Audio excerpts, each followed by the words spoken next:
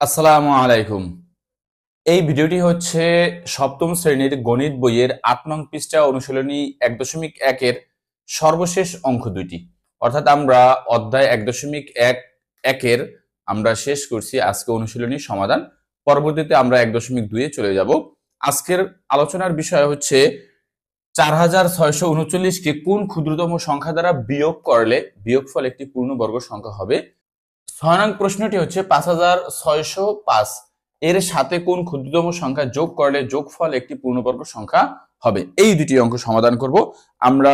প্রথম শ্রেণী থেকে দশম শ্রেণীর সকল বইয়ের সমাধান জয়েস লাইব্রেরি ইউটিউব চ্যানেল এবং ফেসবুক পেজে তুলে ধরি। এর জন্য অবশ্যই আপনারা জয়েস লাইব্রেরির সাথে সংযুক্ত থাকতে পারেন সমাধান পেতে চাইলে। আমরা ৫ নং প্রশ্নটি সমাধান করি।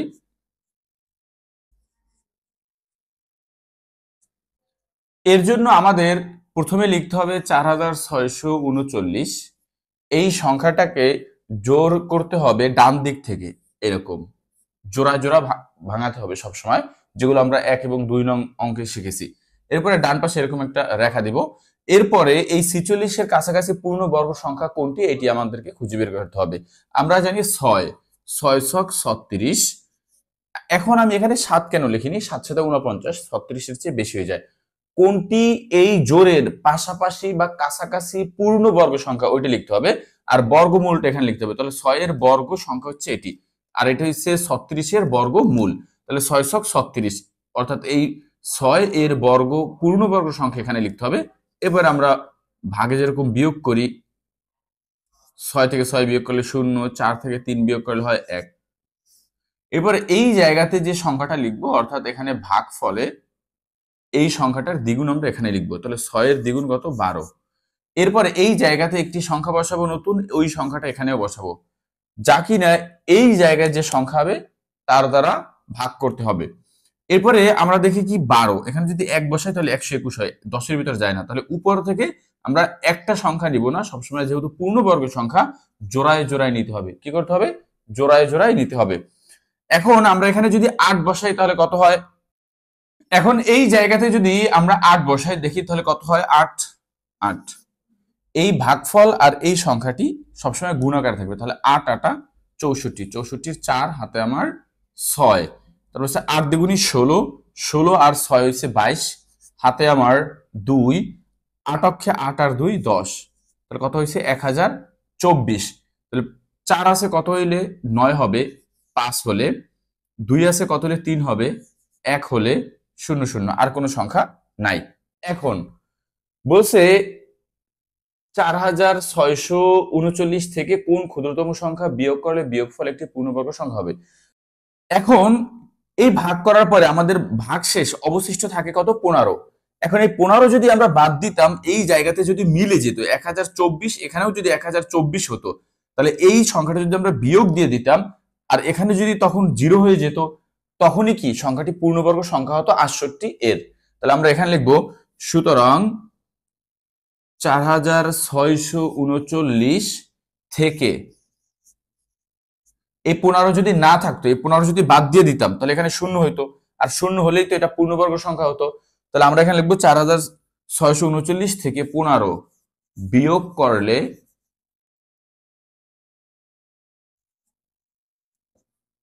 সংখ্যাটি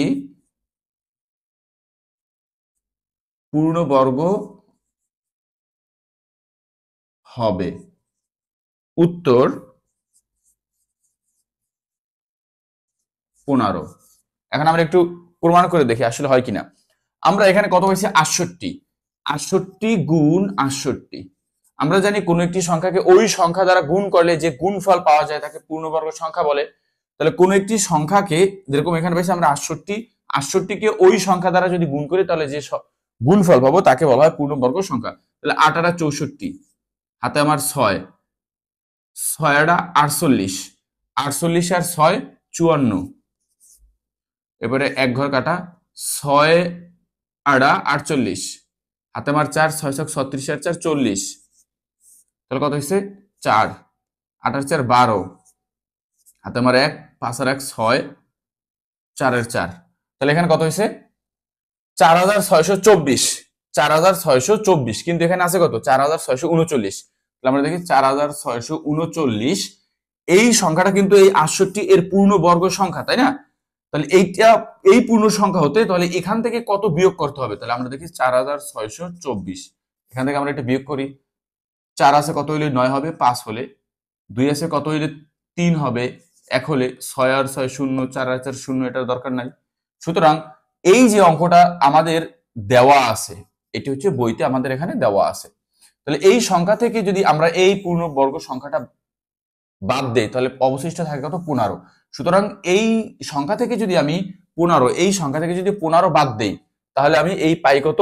4624, যা কিনা একটি পূর্ণবর্গ সংখ্যা। সুতরাং এক কথায় যদি আমরা বুঝতে চাই তাহলে এইরকম জোড়া করে ভাগ করব, ভাগ শেষে যে অবশিষ্ট ভাগশেষ থাকবে ওই ভাগশেষ যদি বাদ দিয়ে দিই তাহলে ওইটাই হচ্ছে পূর্ণবর্গ সংখ্যা। অর্থাৎ বাদ দেওয়া মানে বিয়োগ করা। আমরা যদি এই সংখ্যাটা বিয়োগ দিয়ে দিই এই মূল সংখ্যা থেকে তাহলে আমরা কি পাবো? একটি পূর্ণবর্গ সংখ্যা পাবো। এটা সহজ। এখন আমরা 6 নং প্রশ্নে চলে যাই। 6 নং প্রশ্ন আমরা প্রমাণ করে দেখব আসলে হয় কিনা।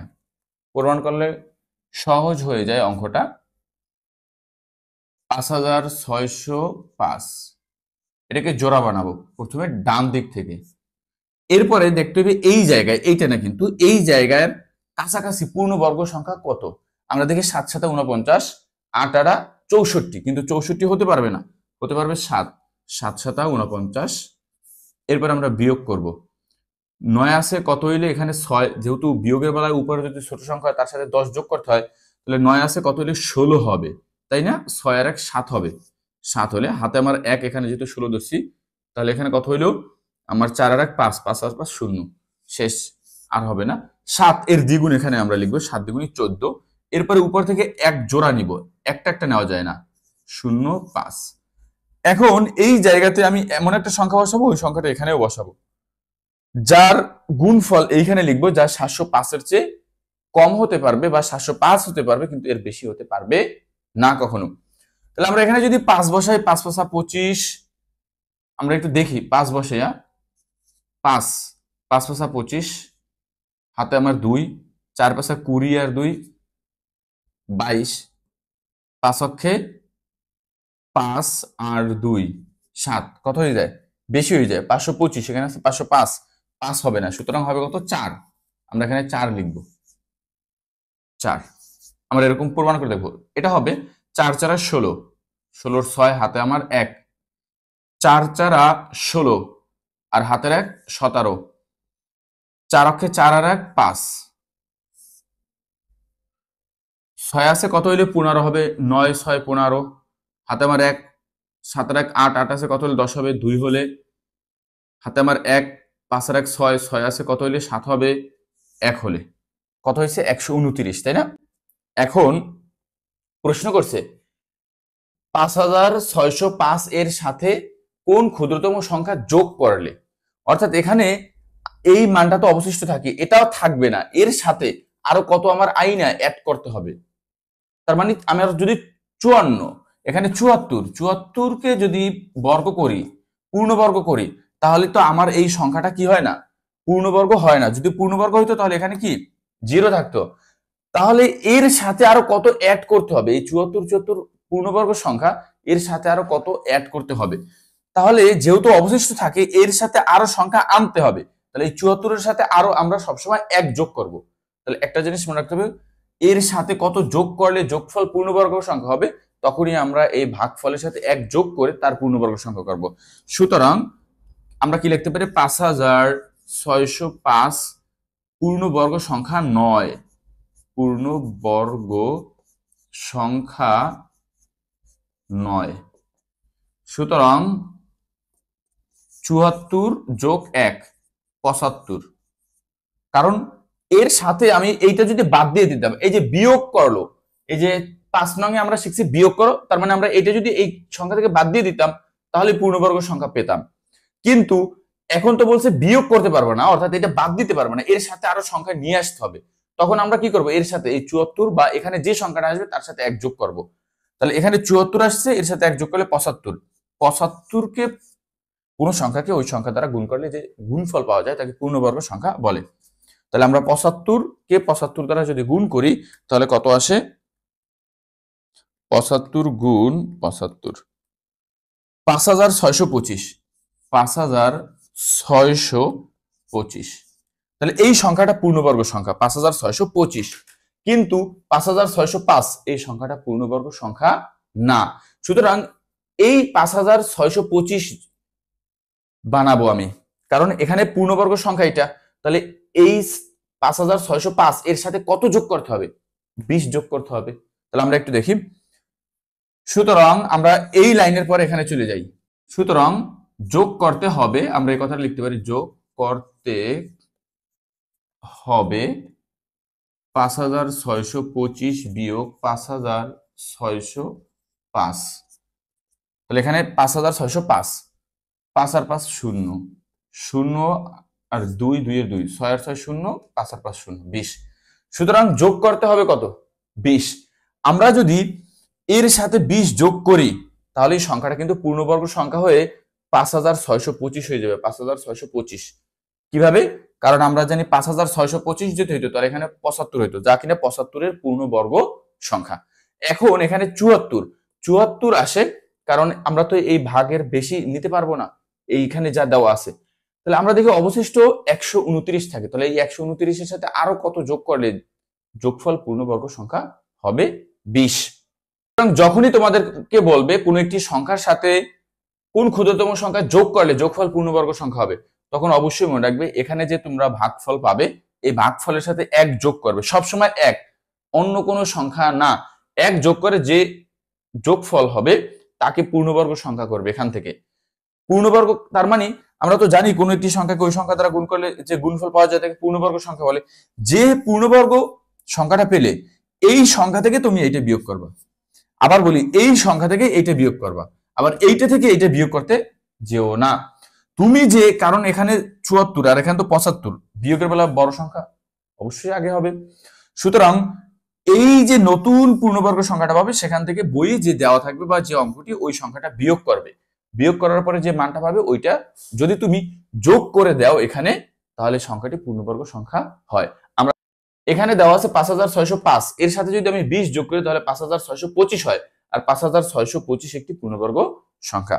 এই ছিল মূলত তোমাদের গণিত বইয়ের 8 নং পৃষ্ঠার অনুশীলনী 1.1 এর সর্বশেষ অঙ্ক দুটি, অর্থাৎ 1.1 শেষ হলো। পরবর্তী ভিডিও এরকম নিয়ে আসবো। পরবর্তী ভিডিওতে আবার তোমাদের সাথে কথা হবে বিস্তারিত।